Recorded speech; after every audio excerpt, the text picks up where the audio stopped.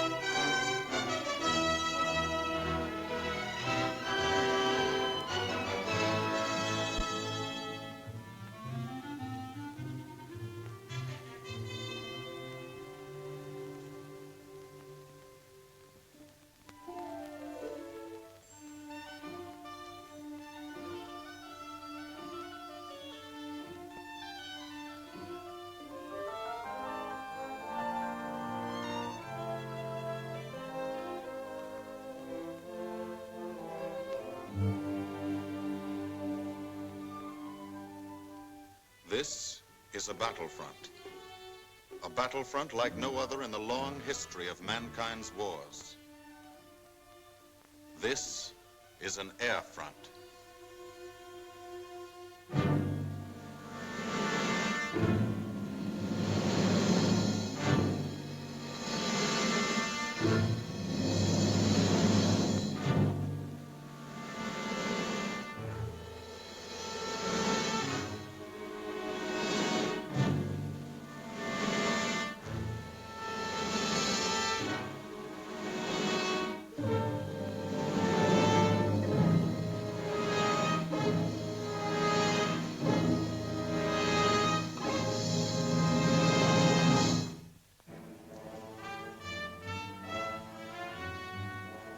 The working day begins, as it will end, with the ground crews, as much a part of the fortress as her wings. If you're a mechanic, you've got your own bomber. You get attached to it. But you know when your ship goes out on a mission, you may never see it again. So you do your work as well as it can be done, perfectly, because you wouldn't want anything to go wrong that would be your fault.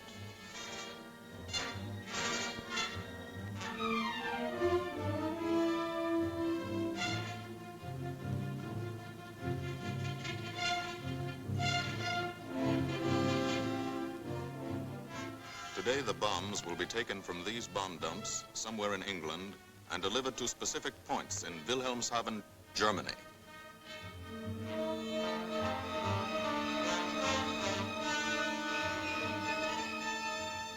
To deliver them is the job of the 8th Bomber Command, just a hauling job, yet one of the most difficult and complicated of military operations.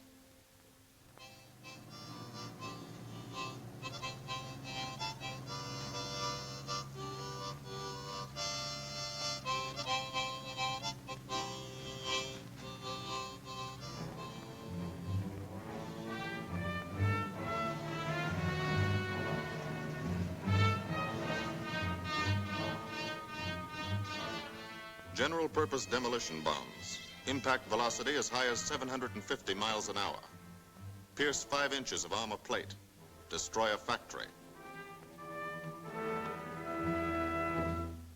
Briefing at 0800. Pilots, bombardiers, and navigators take their places. The group commander, Colonel Stanley Ray, steps up to the target map, and for the first time you learn where you're going. Sometimes your face turns white when you find out. Sometimes the feeling you won't come back tightens your insides. Not so long ago, you were sitting like this in a college or high school classroom, not listening too hard, perhaps even a little sleepy. But you listen here. And as you listen, you don't have time to think of yourself. Fear fades. You concentrate on the mission.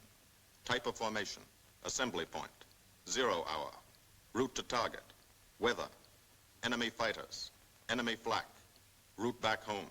If forced down in enemy territory, destroy equipment. If taken prisoner, give no information. Name, rank, and serial number. That's all.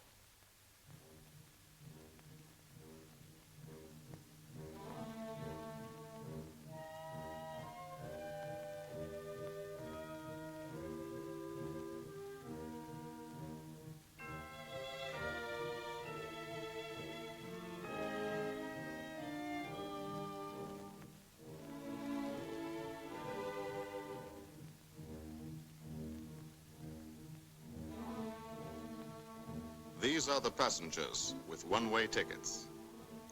And this is the crew of the Memphis Belle, 324th Squadron, 91st Heavy Bombardment Group.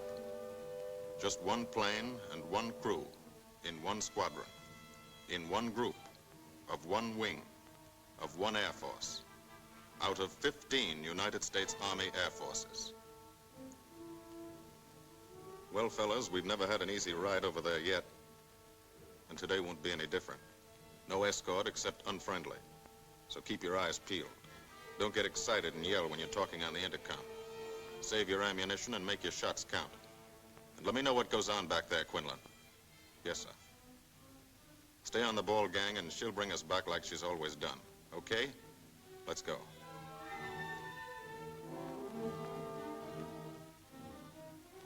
They have completed 24 missions in this, the toughest theater of air war, the big league of sky fighting. Their experience is priceless. And so, if the Memphis Belle comes back this afternoon, they will be sent to bring the vital lessons they have learned to thousands of air crew men in training at home. Home is America.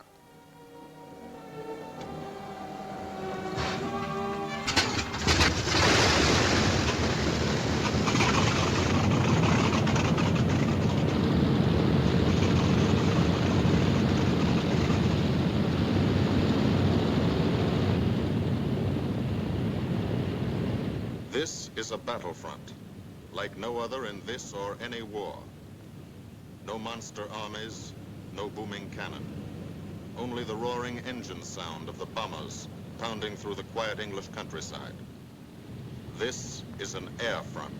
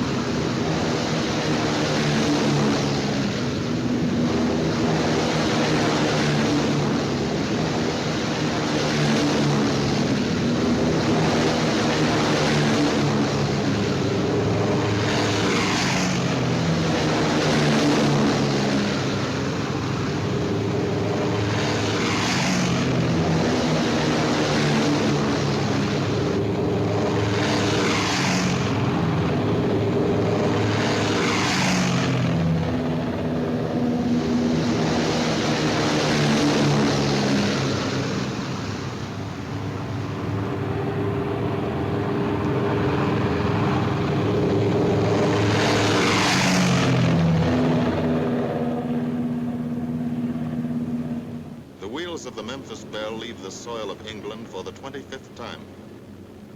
The friendly soil of England, with its ordered farms and rural hamlets, its country estates surrounded by formal gardens and well-kept parks. The England these Americans knew only from the classics they had to read in school.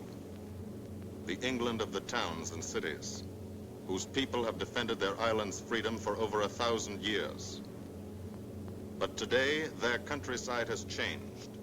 Today, their island has been converted into a gigantic bomber field, a super aircraft carrier anchored off the shores of Fortress Europe, with hangars and machine shops, with hundreds of dispersal points, perimeter tracks, and concrete runways. This is England in its 5th year of war. And this is the new battlefront, the air front, from which we seek out the enemy. Not his infantry or his artillery, not his panzer divisions, but the greater menace, the industrial heart of his nation, the foundation on which the Nazi Empire and its armies stand, the power behind the German lust for conquest. The steel mills and refineries, shipyards and submarine pens, factories and munitions plants, pinpoints on the map of Europe which mean rubber, guns, ball bearings, shells, engines, planes, tanks, targets.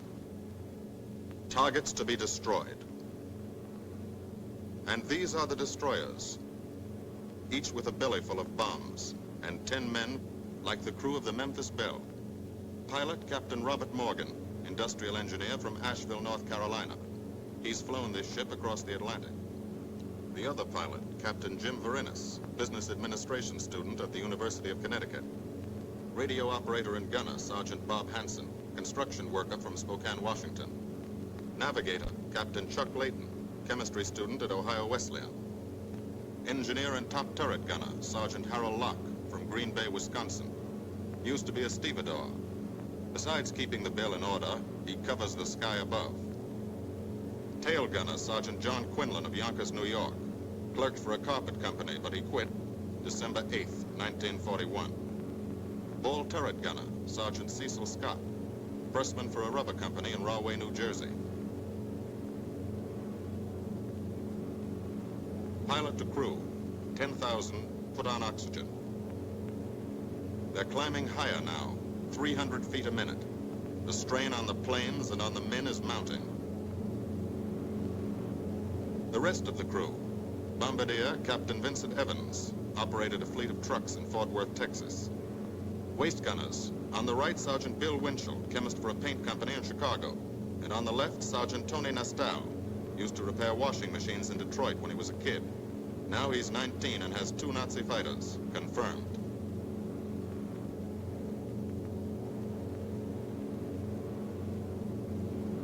It takes all of a pilot's strength to keep a 30-ton fortress in tight formation. But the formation is the bomber's best defense against enemy fighters.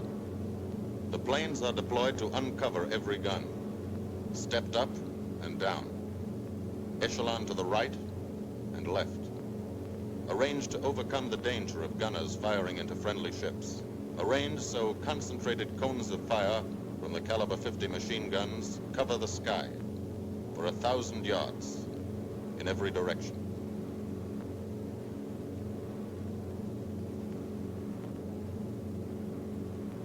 The friendly coast of England slips by below. It doesn't look like much now, but in a few hours when you come back, if you come back, this will be the most beautiful view in the world. Higher and higher, climbing to reach your best operational altitude, 25,000 feet. 5 miles straight up. So high you can't be seen from the ground with the naked eye. So high that after 1 minute without oxygen, you lose consciousness. After 20 minutes, you're dead.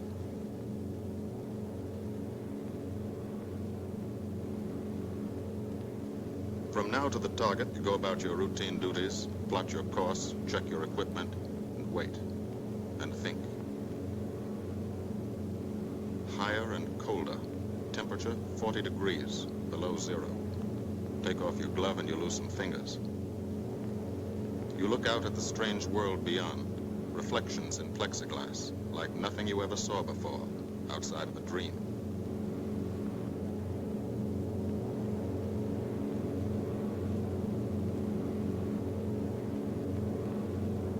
Higher and higher into the lifeless stratosphere, until the exhaust of the engines mixing with the cold, thin air condenses and streams the heavens with vapor trails.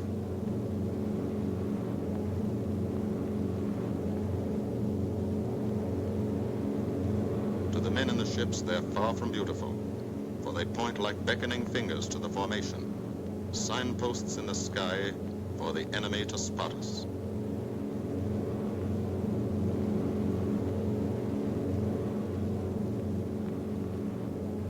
For these bombers to accomplish their mission, a plan is needed. Carefully worked out, timed to the minute. The job is to bomb Wilhelmshaven effectively and economically. The enemy is strong, skillful, determined to stop us. Here are his defenses. Airdromes, well dispersed. Each plane indicates a staffel or squadron of fighters. Heavy anti-aircraft, highly trained and accurate, all along the coast and defending his vital installations. Radar to warn him of our coming. Here is our plan to divide his defenses and weaken his opposition.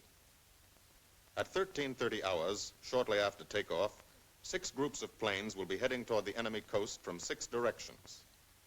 The Blue Force, 100 B-24 Liberator 4-engine bombers.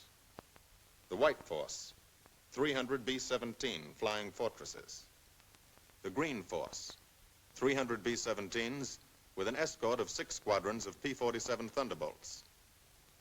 A force of B-26 Marauders, twin-engine medium bombers with 6 squadrons of RAF Spitfires escorting. Almost 1,000 planes and over 8,000 men in the air. The enemy alerts all his airdromes. But which is our main force? What are our targets? Where should the Nazi controllers send their fighters? It's our job to make them guess, and guess wrong. A half hour later, at 1400 hours, the Blue Force will be heading east across the North Sea with the White Force following. These enemy fighters are tied down, waiting to meet them, and will not be able to attack the Green Force. These fighters must come up to attack the Green Force, and thus will be no threat to the Blue and White Forces. The B-26s and Spitfires will bomb and strafe a key rail junction, diverting these 6 Staffeln and preventing the enemy from concentrating too many fighters on the Green Force, which is scheduled to bomb an aircraft factory at Hanover. At 14:30 hours, the Blue Force will threaten this entire coastal area of northwestern Germany. Which target will it be? Flensburg? The Kiel Canal? Or will it turn suddenly and bomb Hamburg, Wegesack, or Emden?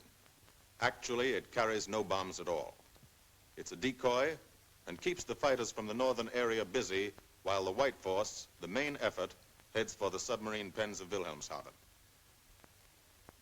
At 1500 hours, while the White Force is over its target, only a fraction of the available German fighter strength of the area can intercept it. Because of the Blue Force diversion and the simultaneous bombing of Hanover by the Green Force. This is the plan of battle for today, drawn up by the Combined Operations Planning Committee and approved by the Commanding General. The White Force, lead group, low squadron. We've crossed the invisible line of enemy radar. The Hun is expecting us.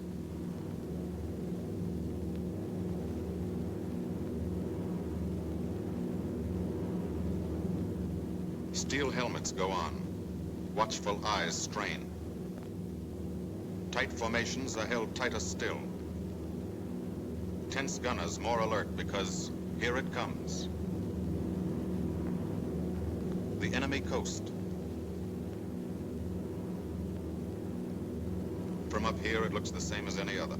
Houses, roads, green fields, factories, waterways. But they are the houses and fields of those who invade and oppress. They are the factories and roads of the people who twice in one generation have flooded the world with suffering. Suffering in such quantity as the history of the human race has never known. Brought torment and anguish into countless American homes. Gold stars and telegrams from the War Department.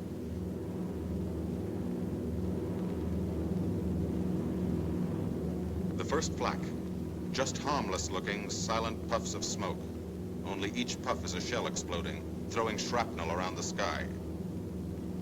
Exactly the range, accurate flak by radio prediction. 5 miles down, Nazi anti-aircraft batteries have calculated the altitude, speed, and course. Where will the next one hit? You try not to be there.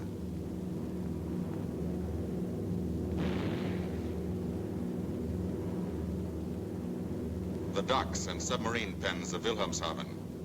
Approach to the target starts. No smoke screen can protect it.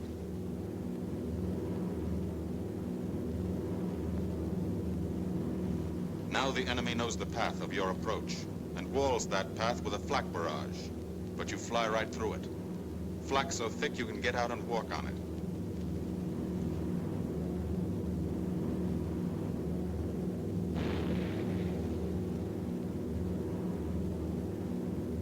Morgan changes course every 15 seconds. Evasive action to confuse the flak batteries.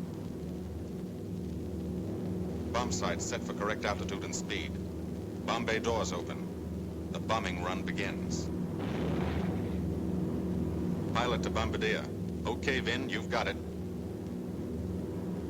Now Evans flies the Memphis Belle, controlling it through the bomb site. And now we are most vulnerable. Committed to our bombing run, we can't dodge flak or fighters. Here's the first.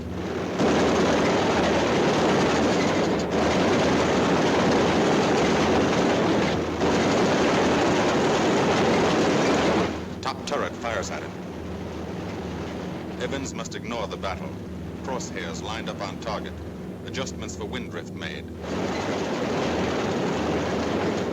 2 more fighters diving from 9 o'clock. Flak now has the range too. They've hit this fort, but he keeps on his bombing run.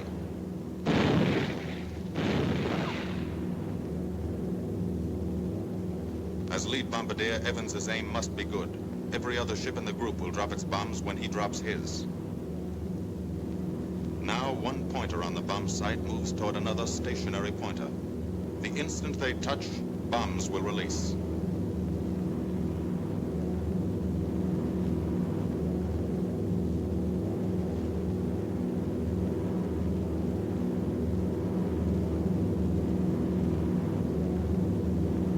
They touch.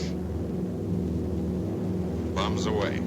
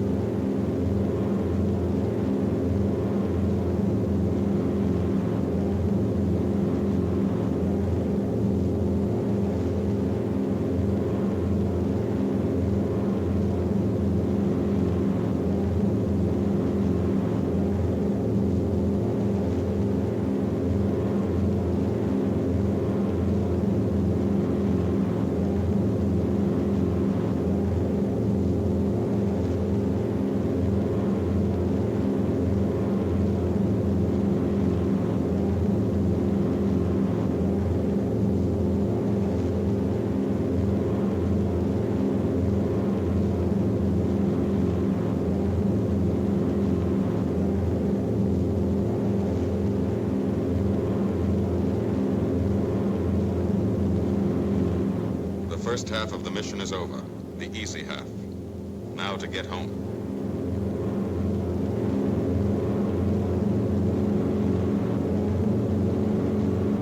The flak stops. That means fighters out there somewhere. A staffer lurking behind that cloud, or hiding up in the sun where the glare blinds you, and you can't see them, waiting to dive down on you. Fighters at 6 o'clock. This is what a gunner sees. A speck in the sky. That's a fighter. And then a blink. That means he's firing at you. 2,300 rounds a minute.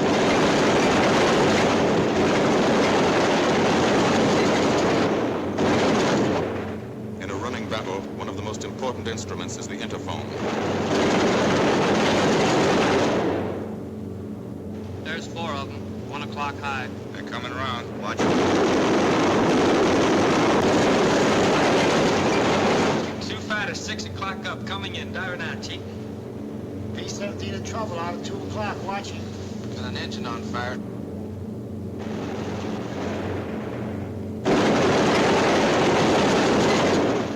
There's 2 more diving through the 94th. 3 planes, 9 o'clock, coming around. Keep your eye on them, boy. Coming around to 10. Watch them, Chuck. Keep your eyes open. Yeah. They're breaking at 11, breaking at 11. I got them. 10 o'clock. I got those 2 at 2 o'clock. Watch them, Scotty. I got my sights on them. Check that B-17, Chuck, 3 o'clock.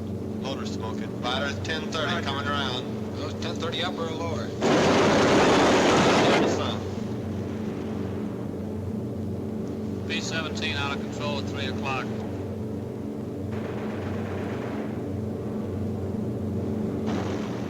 you guys get out of that plane. Bail out. There's one. He come out of the bomb bay. Yeah, I see him. There's a tail gunner coming out. Watch out for fighters. Keep your eye on him, Bill. See any parachutes, Quinlan? 2 parachutes open, Flag Chief. at 9 o'clock. 8 men still in that B-17. Come on, Get out of there. There's 3 more chutes. Flak, 11 o'clock. Fighters, 6 ME o'clock. 109 at 3 o'clock.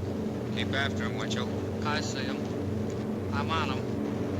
Come on, use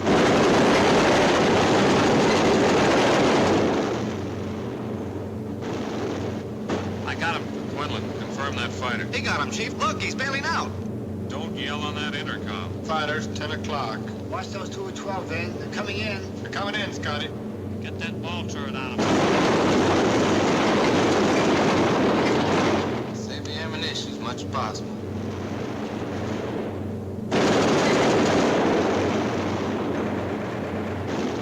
Watch that fighter coming in at 3 o'clock. He's coming in a half roll. Pull her up, Chief. Pull her up. Hurry.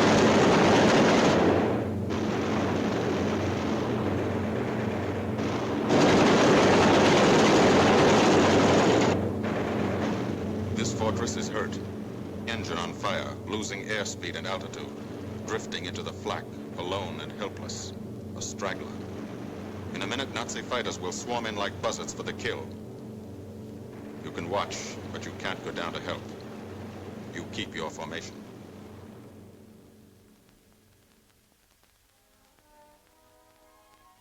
Here, too, the mission is being flown. None the less real for being in the minds and hearts of these men behind. Ask anybody who's been to a field in England, or anywhere else our bombers are based, and he'll tell you that there's drama here, too. Waiting to see who's coming back. To watch them, you might not realize how tense these ground crews are. But they are tense, and plenty worried. In Air Force talk, this waiting is known as sweating out the mission. These men know the flight plan. Their watches told them when the bombers were running into enemy flak, when they were over the target, when they left the enemy coast. And now their watches tell them the bombers should be nearing the field. Every ear strains for the first sound of the engines. And then somebody hears them. And somebody sees the first faint specks in the distant sky.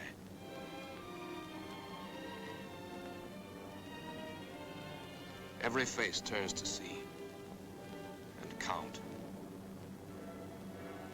The watchers try to read the numbers on the ships. These planes have priority to land first. The colored flares mean wounded aboard. In the hospital window, these watching men know what that means. They know what it feels like to lie on a bouncing fortress floor for hundreds of miles through the frozen stratosphere in great pain, with the other men in your crew fighting to keep you alive until they hit the field. The field. Home. It'll be okay then, because there'll be medical care, the best, as soon as the wheels of your plane stop rolling.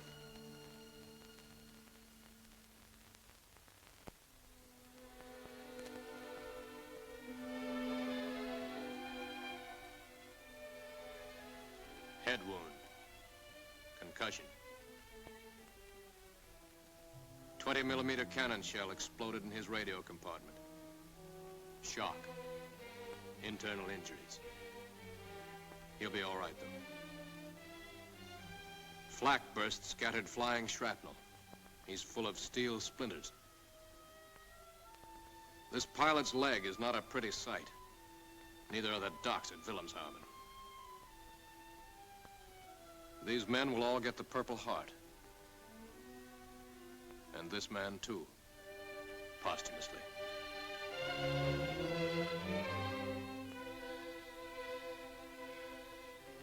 A transfusion right in the plane. This gunner's too weak to be moved. The new life-giving blood flowing into his veins might be the blood of a high school girl in Des Moines, a miner in Alabama, a movie star in Hollywood, or it might be your blood. Whosever it is, thanks. 36 planes left this field this morning. Now 6 more arrived. That makes 20 home. And this one's 21. More wounded aboard.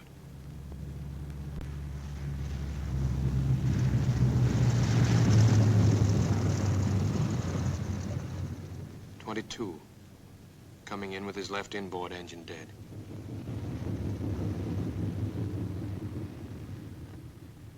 "23, with a feathered prop on his left outboard engine.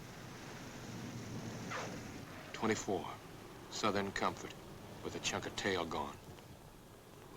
25, they flew home on their luck. 26, not a scratch. The control tower learns that 2 more landed at a British field to the south. 1 a crash landing, crew safe. That makes 28.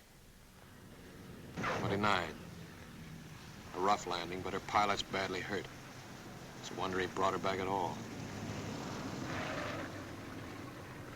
29 planes back, so far. 29 out of 36. Our losses were heavy, but the enemy's were far heavier. We destroyed a German aircraft factory, a rail junction, submarine pens, docks and harbor installations. That's specific, known damage. But who can tell the number of German torpedoes that will not be fired, the number of our convoys that will get through now, the soldiers and seamen's lives that will be saved, or the battles that will be won instead of lost because of what these bombers and airmen did today.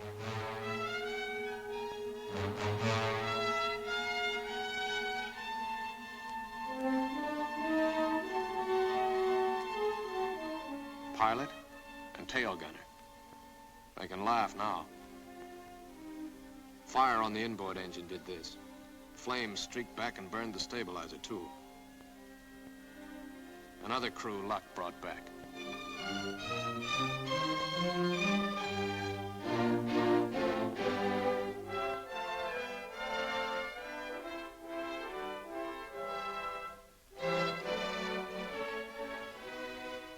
Here's old Bill.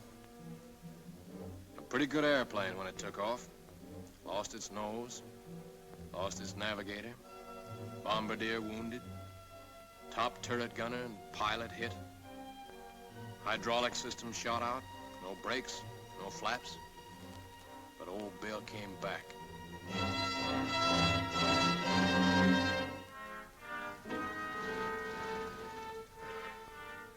Now, among the returned crew members, talk flows like a river, talking out every detail of the mission.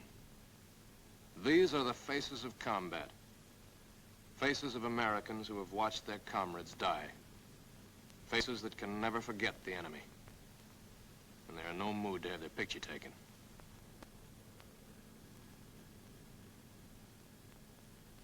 In the control tower, Colonel Ray, the group CO, is still watching and waiting.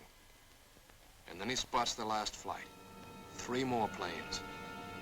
And one of them is the ship everyone has been pulling for.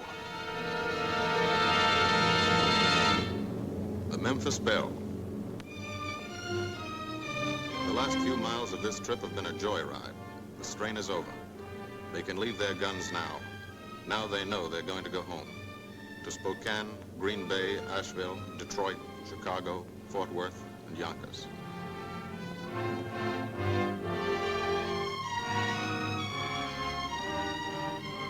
The Belle comes in for her landing. But first Morgan buzzes the field, cuts the grass with the giant fortress. It's against the rules, but this is a special occasion.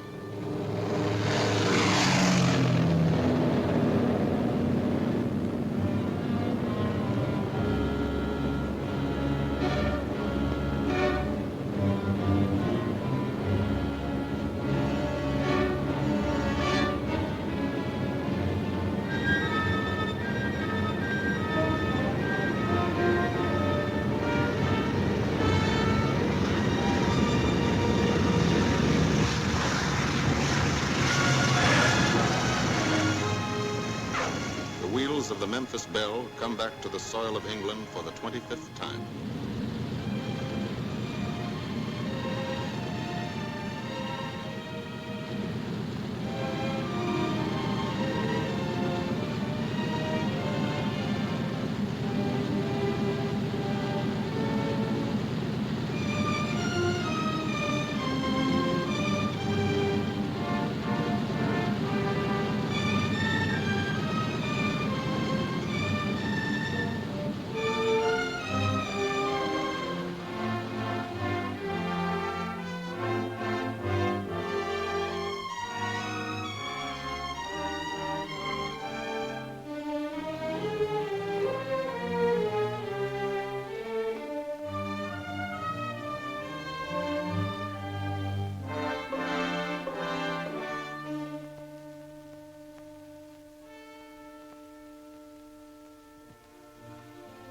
This is a day they will never forget.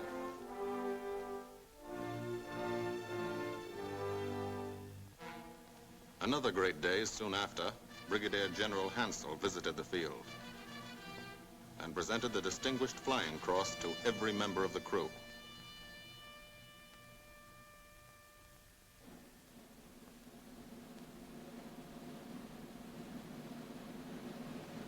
And then there was another day.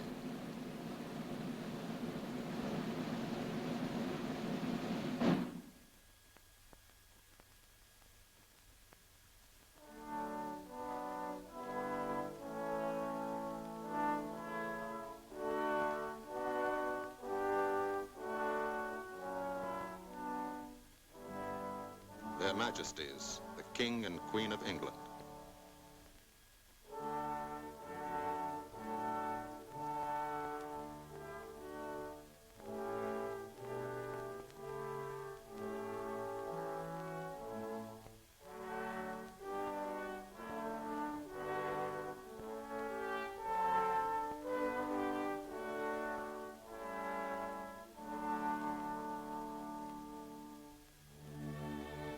Johnny Quinlan never thought anything like this would happen to him when he left Yonkers.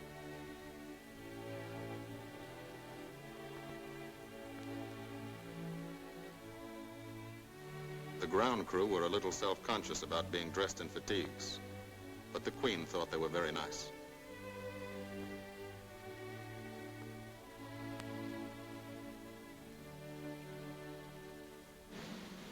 Finally, two more visitors came. General Acre, commanding the 8th Air Force, and General Devers, U.S. commander of the European Theater. The Belle crew received them in flying clothes, as General Acre read the order for what he called their 26th and most important mission. Return to America to train new crews and to tell the people what we're doing here. To thank them for their help and support and tell them to keep it up so we can keep it up. So we can bomb the enemy again and again and again until he has had enough. And then we can all come home.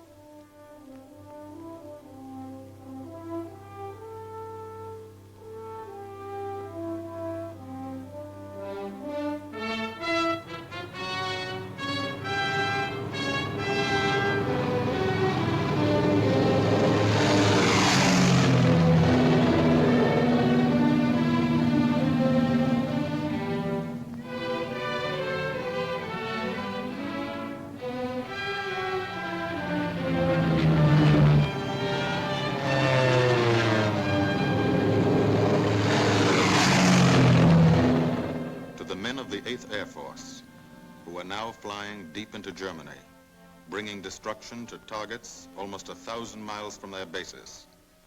Destruction like this. And who have never once been turned back by the enemy. To those men, this film is gratefully dedicated.